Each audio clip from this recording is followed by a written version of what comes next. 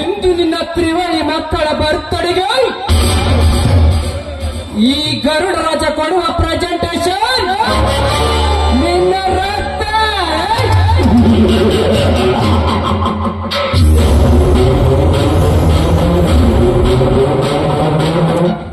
But ಇಂದು ನಿನ್ನ border. ಅದಕ್ಕೇನಾದರೂ ನಿನ್ನ ಹೆಂಡತಿ ಅಡ್ಡ ಬಂದರೆ ಅವಳನ್ನ ಸಹ ಕೊಲ್ಲದೆ ಬಿಡುವನಲ್ಲ ಈ ಯೇಸುಗಳ ಗರುಡ ರಾಜ.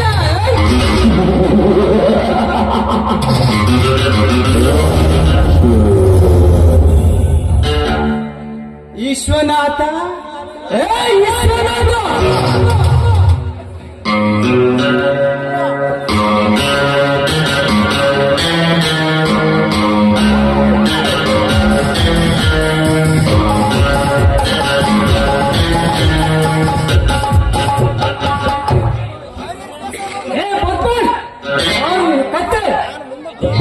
ನಿಮ್ಮಂತ ಪೊಲೀಸ್ ಅಧಿಕಾರಿಗಳಿಗೆ ಹಣ ಕೊಟ್ಟು ಕೊಂಡುಕೊಳ್ಳುವ ಜಗದ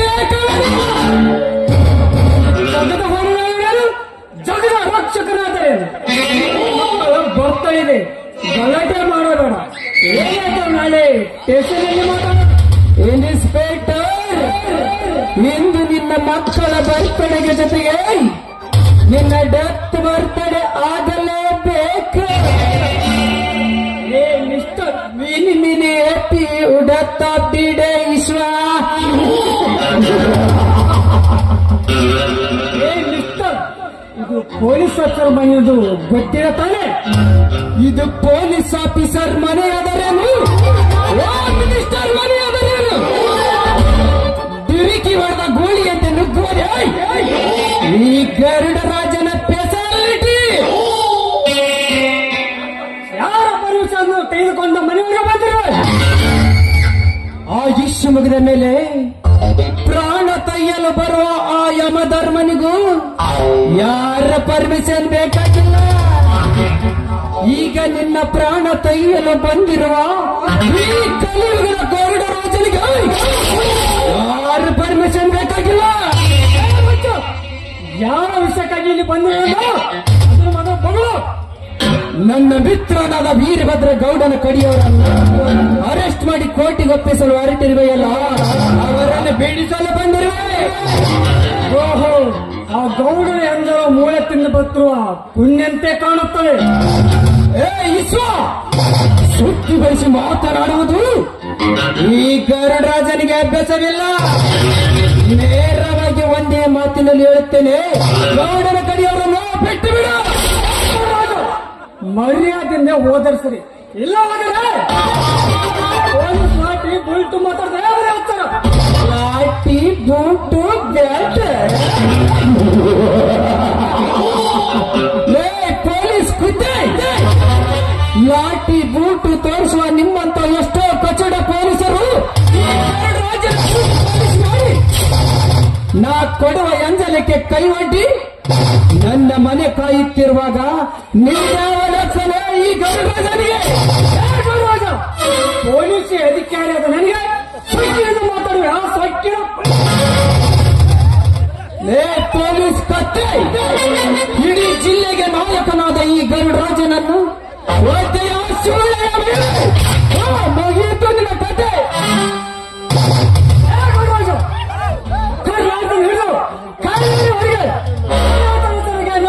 ನೀರು ಕುಡಿಸೋ ಗನ್ನಿಸ್ಪಟ್ಟು ಅಂತಂದ್ರೆ ನೀನೇ ಸೂರ್ಯ ಮರ್ಯಾದೆನ ಹೊರಟೋಗಿಲ್ಲ.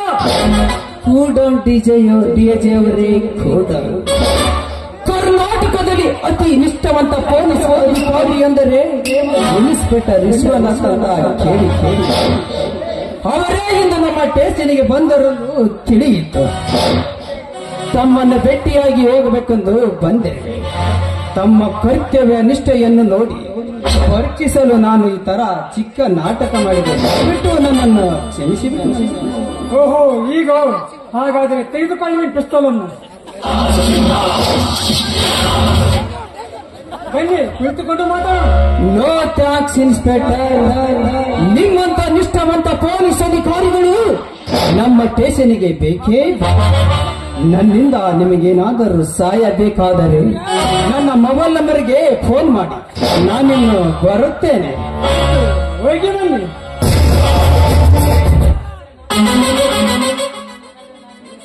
ಹಾಗಾದರೆ ನಾನಿನ್ನು ಬರುತ್ತೇನೆ. ಹೋಗಿ ಬನ್ನಿ.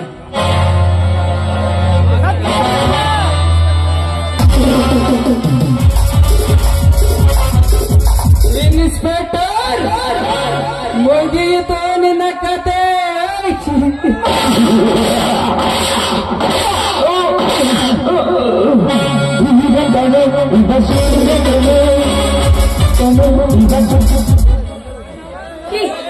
ಯಾಕ್ರಿ ಏನಾಯ್ತು ನಿಮ್ಗೆ? ಏನ್ರಿ ನಿಮ್ಮ ಮೈ ಕೈಯಲ್ಲಿ ರಕ್ತ? ಮೈಕೈಗಳಲ್ಲಿ ರಕ್ತ? ಒಳ್ಳೆ ಮಾತಿನಿಂದ ತಿಳಿಯಲಿ. ನಿನ್ನ ಗಂಡನಿಗೆ ಲಂಚ ಕೊಟ್ಟು ಗೌಡನ ಕಡಿಯವರನ್ನು ಬಿಡಿಸಬೇಕೆಂದು ನಾನು ಬಂದರೆ ನಿನ್ನ ಗಂಡ ಈ ಗರುಡರಾಜನನ್ನು ಅದಕ್ಕೆ ನಾನೇ ಅವನ ಹೆಸರು ನಿಲ್ಲಿಸಿದೆ.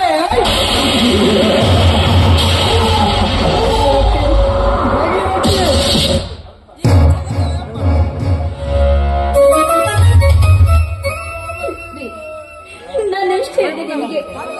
ಸುಮ್ಮನೆ ಆ ಚಾನಲನ್ನ ಎದೆ ಹಾಕಿಕೊಂಡ್ರಿ. ಅದರ ಮಾತಿಗೆ ಮನ್ನಾಗಿ ಆ ಗೌಡನ ಕಡೆಯಿಂದ ಬಿಟ್ಟಿದ್ರೆ ನಿಮಗೆ ಸ್ಥಿತಿ ಬರ್ತಾ ಇರಲಿಲ್ಲ ರೀ. ನಿಮಗೆ ಸ್ಥಿತಿ ಬರ್ತಾ ಇರಲಿಲ್ಲ. ಬನ್ರಿ, ಬನ್ರಿ.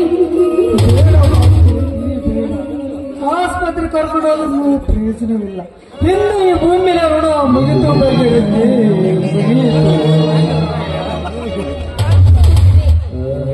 ಹಾಗೆಲ್ಲ ಮಾತಾಡ್ಬೇಡಿ. ನೀವೇ ಹೋದ್ರೆ ನನ್ನ ಜೊತೆ ಏನು ಸ್ವಾಮಿ, ನನ್ನ ಜೊತೆ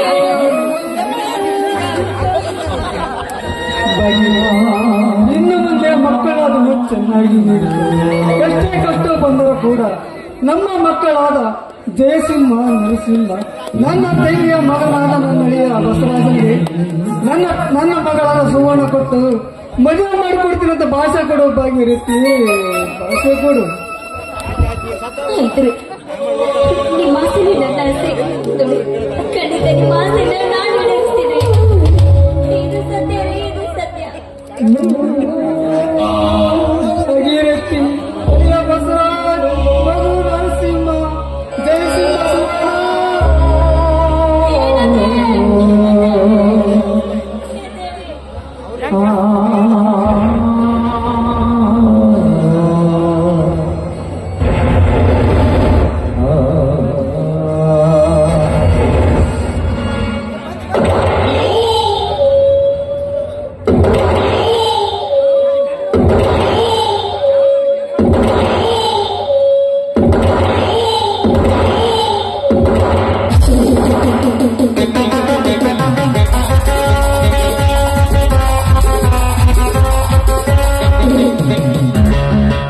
ವಿಶ್ವನಾಥ್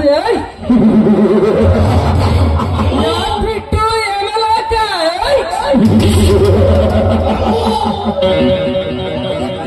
ನಿಂತ್ಕೊಳ್ಳೋ ಕಟಕ. ನನ್ನ ಗಂಡನನ್ನ ಕೊಂದ ನಿನ್ನ ಮಾತನಾಡಿ ಸುಮ್ಮನೆ ಬಿಡೋದಿಲ್ಲ.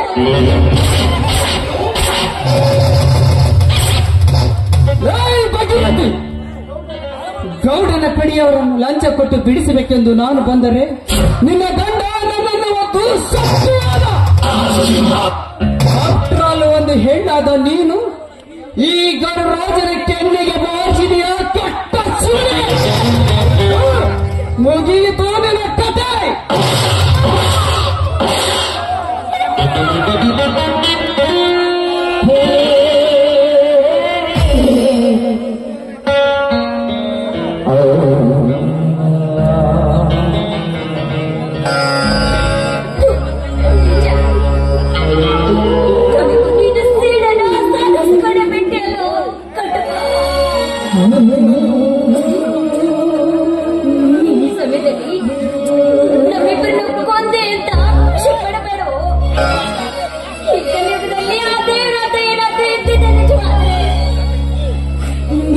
ದುಷ್ಟರನ್ನು ಮೆಟ್ಟಿಸಿದೆ. ನಿಮ್ಮದರ ರಕ್ತ ಕುಡಿಯೋದಕ್ಕೆ ನನ್ನ ಮೂರು ಮಕ್ಕಳ ಬಂದ ಕನ್ನಡಿಗಳು ಮಾಡಿದ ಜೋಡಿ ಹುಲಿ